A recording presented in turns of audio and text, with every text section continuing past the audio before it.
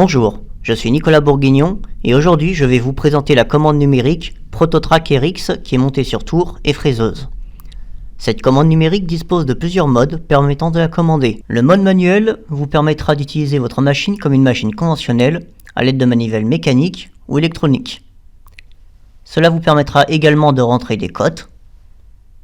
C'est aussi ici que vous allez définir le 0 pièce, soit à l'aide de centre, pour le mettre au centre d'un cercle ou d'une ligne, soit ailleurs sur la pièce, par exemple, le côté serré sur le mort fixe de l'étau. Ensuite vient le mode programme qui vous permettra de réaliser votre pièce. Les instructions seront intégralement conversationnelles. Tout d'abord, voici une présentation rapide des différentes séquences. Rapide vous permettra de vous déplacer à un point en avance rapide. Percer taraudé vous permettra de faire un ou plusieurs trous. Percer sur diamètre permet de faire des trous équidistants d'un centre. Fraiser et arc permettent de faire des lignes droites ou incurvées. Les détourages permettent de faire des contournages circulaires, rectangulaires ou irréguliers. Dans les poches, nous avons la même configuration que pour les détourages, avec en plus la possibilité de faire des îlots dans une poche, quelle que soit la forme des îlots et de la poche. Le surfaçage vous permettra de surfacer votre pièce, soit avec un chemin d'outil en zigzag comme présenté ici, soit avec un seul sens, suivant l'état de surface voulu pour votre pièce. Sous-séquence et copier permettent de répéter avec un décalage, de faire un miroir ou de faire une rotation autour de l'axe Z. La différence tient que l'un ne prend qu'une seule séquence et est indissociable de l'original, tandis que le deuxième créera autant de séquences que de séquences copiées. L'hélice sert pour les allésages. La gravure est utilisée pour écrire sur votre pièce, par exemple pour marquer un numéro de série. Fileté fraise pour faire un filetage avec un outil à fileter. Auxiliaire sert à activer et désactiver l'arrosage ou à commander un quatrième axe en positionnement. Pause sert à arrêter temporairement le programme, par exemple pour faire une vérification de cote.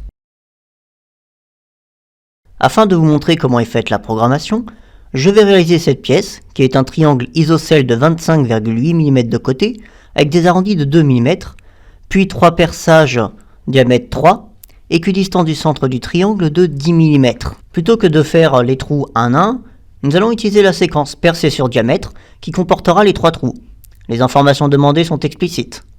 Le Z rapide correspond à la cote de transition entre avance rapide et avance travail. L'angle sera l'emplacement de notre premier trou par rapport à 3 heures. Puis nous rentrons les conditions de coupe et l'outil à utiliser. Une fois fini, les trous s'affichent à gauche sur le graphique. Nous allons maintenant faire le triangle. Dans Prototrack, il s'agit d'un détourage irrégulier. La première séquence demande le point de départ de la forme, les conditions de coupe et l'outil.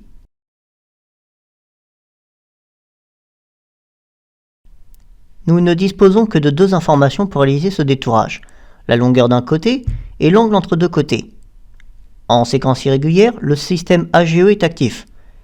Il nous permettra de calculer les points de fin X et Y à partir des 2 informations précédentes.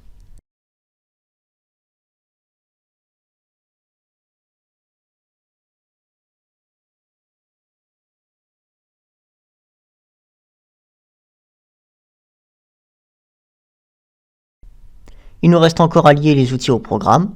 Je peux soit créer un outil pour le programme, soit le prendre dans ma banque d'outils fixe. Une fois le programme terminé, vous pourrez utiliser le tracé outil afin de vérifier s'il y a un risque de collision. Grâce à l'écran tactile, il vous sera possible de faire bouger et zoomer sur le tracé. Vous disposez aussi d'une simulation 3D pour vérifier et valider la forme de la pièce avant usinage.